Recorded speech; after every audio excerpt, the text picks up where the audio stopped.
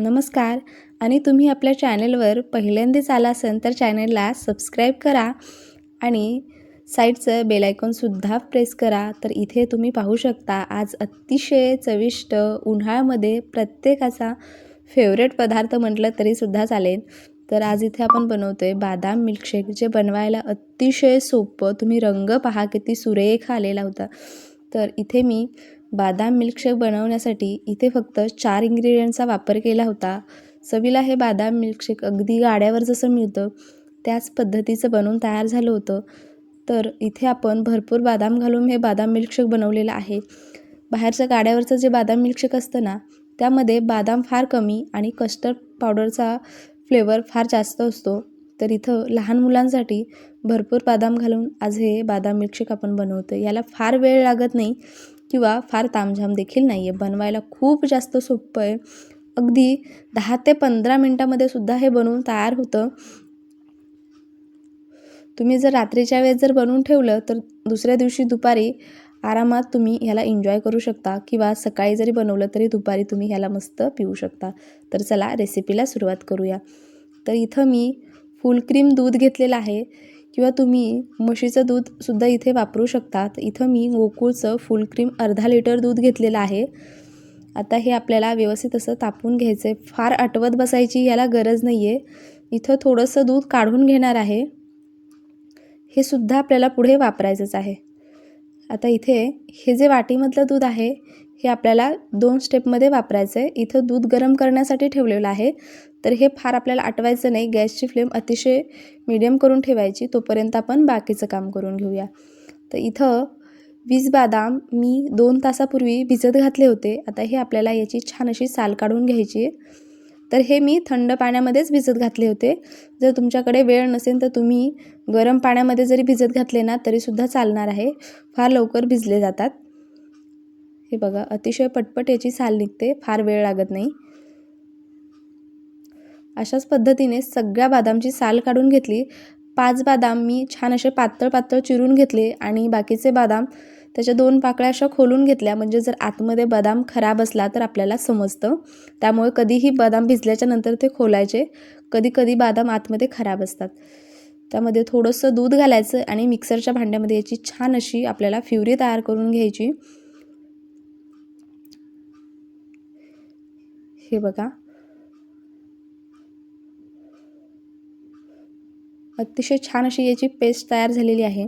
आता जे उरलेलं दूध आहे यामध्ये आपल्याला कस्टर्ड पावडर घालायची. आता इथे तुमच्याकडे कस्टर्ड पावडर जर नसेल तर साधं कॉर्नफ्लॉर जे असतं ते तुम्ही इथं चमचाभर वापरू शकता आणि सोबतच इलायची यामध्ये जर घातली तर फार छान टेस्ट येते. तर इथं पोहे खाण्याच्या चमच्याने 1 चमचा कस्टर्ड पावडर घेतलेली आहे आणि अर्धा लिटर दुधासाठी इथं 1 चमचा कस्टर्ड पावडर खूप आहे. खूप जास्त जर घातलं तर हे खूपच जास्त दाटसर होईल, जे तुम्हाला अजिबात पिता येणार नाही. त्यामुळे जास्त कस्टर्ड पावडरचा वापर करू नका. आता दूध आपलं छान असं तापलेलं आहे.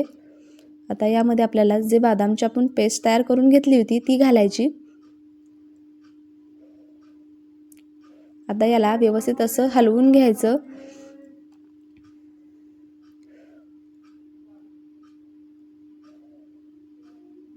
छान असं मिक्स करून घ्यायचं.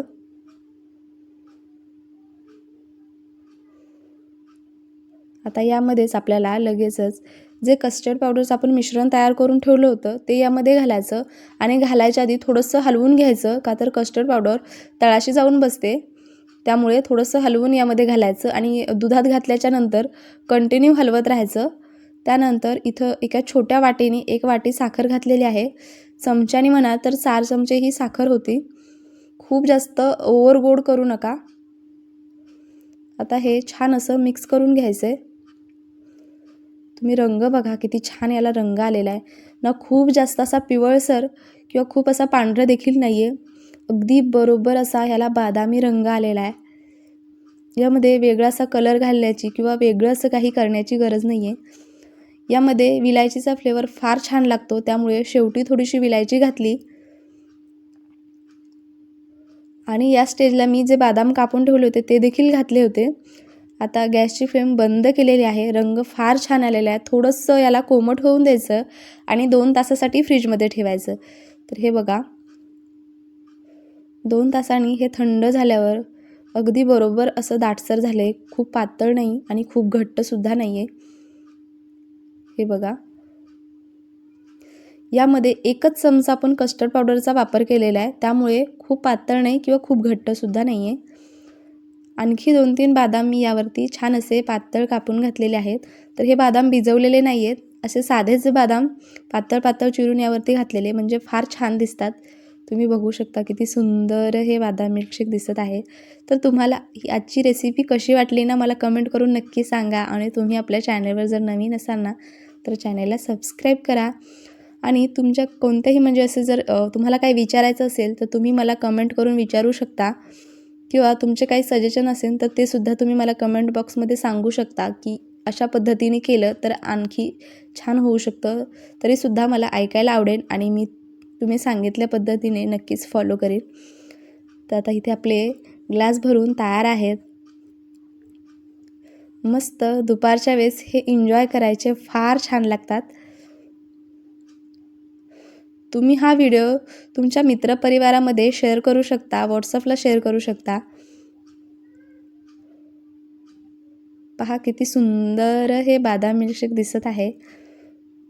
बघताच हे खाऊशी वाटेल इतकं सुंदर आहे. तुमच्या घरातली मंडळी तुमची तारीफ केल्याशिवाय राहणार नाही. इतका सुंदर पदार्थ जर तुम्ही सहज घरी बनवला ना, तर तुम्ही पाहिलं आपण किती साध्या सोप्या पद्धतीने हे बदाम मिल्कशेक बनवलेलं आहे. तर अशा प्रकारचे जे पदार्थ असतात ना, ते शक्यता बाहेरचं खाणं टाळायचं. का तर तिथे कोणत्या प्रकारे दुधाचा वापर केला आहे किंवा कोणत्या इन्ग्रेडियंटचा वापर केलेला आपल्याला माहिती नसतं. त्यामुळे शक्यता घरीच बनवून खायचं.